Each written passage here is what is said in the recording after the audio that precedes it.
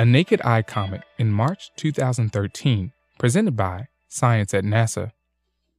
Far beyond the orbits of Neptune and Pluto, where the sun is a pinprick of light not much brighter than other stars, a vast swarm of icy bodies circles the solar system.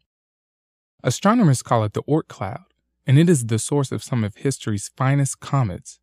One of them is heading our way now.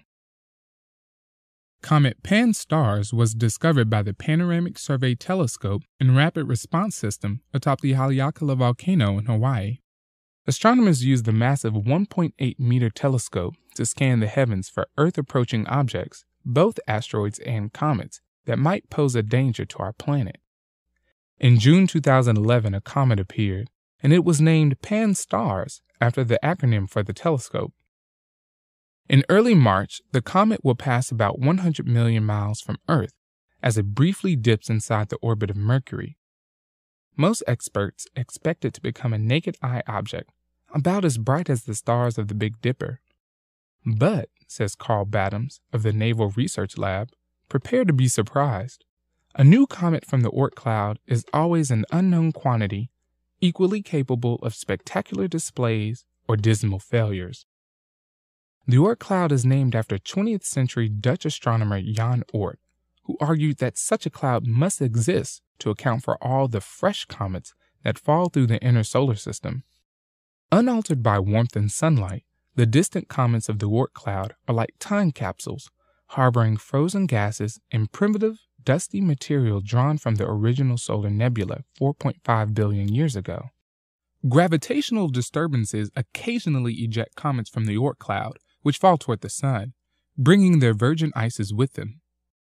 Because this is Comet Pan-STARRS' first visit, it has never been tested by the fierce heat and gravitational pull of the sun. Almost anything could happen, says Battams. On one hand, the comet could fall apart, a fizzling disappointment. On the other hand, fresh veins of frozen material could open up to spew garish jets of gas and dust into the night sky. Because of its small distance from the sun, Pan-STARRS should be very active, producing a lot of dust and therefore a nice dust tail, predicts Matthew Knight of the Lowell Observatory. However, he cautions, it could still be difficult to see. From our point of view on Earth, the comet will be very close to the sun. This means that it is only observable in twilight, when the sky is not fully dark. The best dates to look may be March 12th and 13th, when Pan-STARRS emerges in the western sunset sky, not far from the crescent moon. A comet and the moon, together framed by the twilight blue, is a rare sight. My guess is that the primary feature visible to the naked eye will be the gaseous coma around the head of the comet, says Knight. The comet's tail might require binoculars or a small telescope. Two other key dates are March 5th, when the comet comes closest to Earth, about 100 million miles away, and March 10th, when the comet comes closest to the sun. The dose of solar heating it receives just inside the orbit of Mercury could be just what the comet needs to push it into the realm of naked eye visibility. Comet Pan-STARRS should not be confused with another, even better comet coming later this year. In November 2013, Comet ISON could shine as brightly as a full moon in broad daylight when it passes through the atmosphere of the sun. Two bright comets in 1 year is a rare treat, says Battams. This could be good.